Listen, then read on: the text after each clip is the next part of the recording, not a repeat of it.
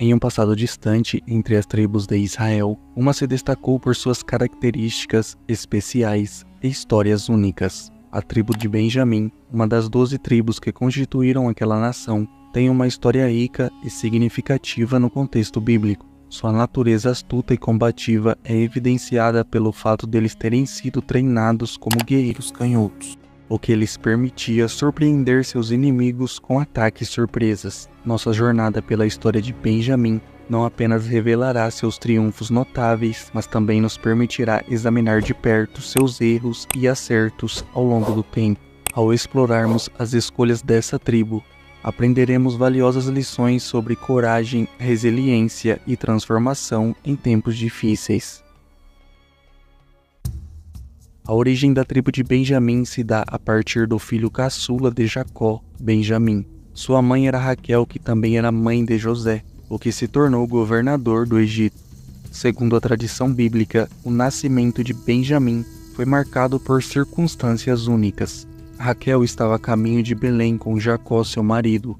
Durante a jornada, ela enfrentou complicações no parto e teve dificuldades.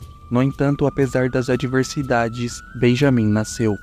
O relato bíblico descreve esse evento como sendo associado à morte de Raquel, que não sobreviveu ao parto. O nascimento de Benjamim, portanto, foi um acontecimento misto de alegria e tristeza. Inicialmente ele foi chamado Benoni, que significa filho da minha aflição, pois o parto foi muito difícil, acompanhado de dores, além do normal. Entretanto, em seguida Jacó, seu pai, o chamou Benjamim, que significa filho da minha mão direita. Benjamim era a grande consolação de seu pai idoso. Ele também tinha uma forte amizade com seu irmão mais velho, José.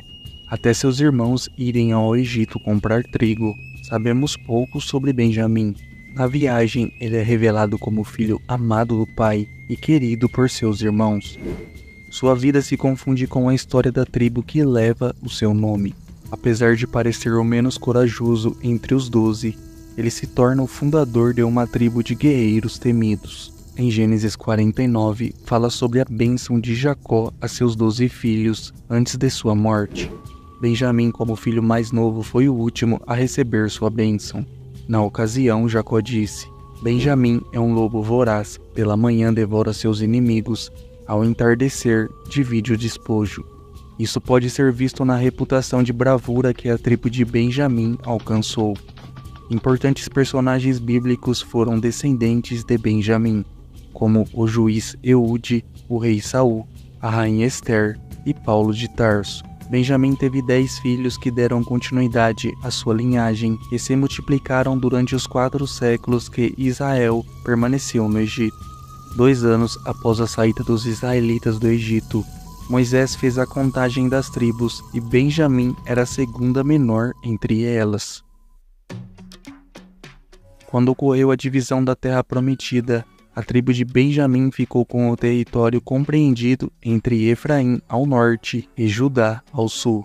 Embora fosse um território pequeno e montanhoso, era fértil e incluía cidades importantes como Jerusalém, Jericó, Betel, Gibeá e Mispá, entre outras.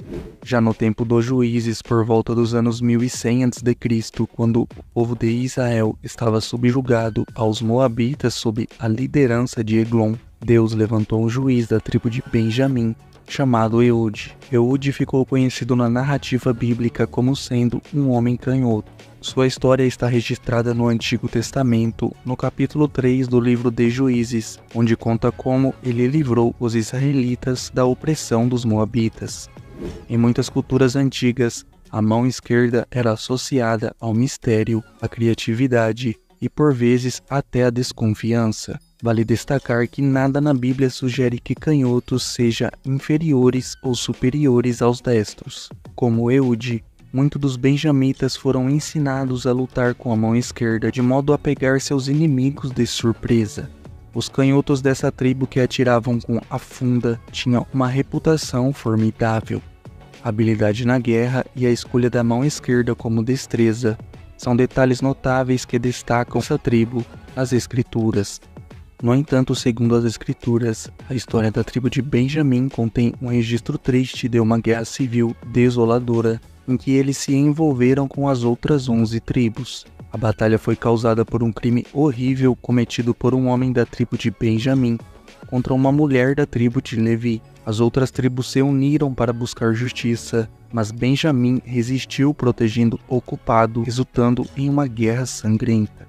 Durante essa guerra, os benjamitas se destacaram pela destreza no uso da funda com a mão esquerda. A habilidade com essa arma surpreendeu as outras tribos, que ficaram perplexas com a eficácia dos guerreiros canhotos de Benjamim. Apesar da resistência de Benjamim, o exército de Israel era mais forte e numeroso e quase dizimou a tribo. Quando a tribo de Benjamim estava quase extinta, foi decidido entre as outras tribos que deveriam sobreviver, e a guerra foi encerrada. Com quase toda a sua população dizimada, Benjamim agora era a menor tribo de Israel. Apesar dessa mancha na história, a tribo de Benjamim se recuperou. 100 anos após o episódio dramático, o benjamita Saul, filho de Quis, foi ungido o primeiro rei de Israel. Após a morte de Saul, a maioria das tribos ficou leal à casa de Saul, exceto Judá. Quando Isbosete, filho de Saul, morreu, a tribo de Benjamim uniu-se às tribos do norte de Israel para tornar Davi o rei de Judá, o líder de todo o reino reunificado de Israel. Mais tarde, quando Roboão, neto de Davi, se tornou rei em 930 a.C., as tribos do norte se separaram, formando o Reino do Norte. Surpreendentemente, a tribo de Benjamim permaneceu fiel à casa de Davi, permanecendo no reino de Judá, até que em 586 a.C., Judá foi conquistado pelos babilônios e a sua população foi deportada. No cativeiro no tempo do Império Persa, Deus usou Mardoqueu e Ester da tribo de Benjamim para libertar seu povo da morte. As tribos de Benjamim e Judá mantiveram grande influência entre o povo de Israel depois do retorno da Babilônia em 537 a.C.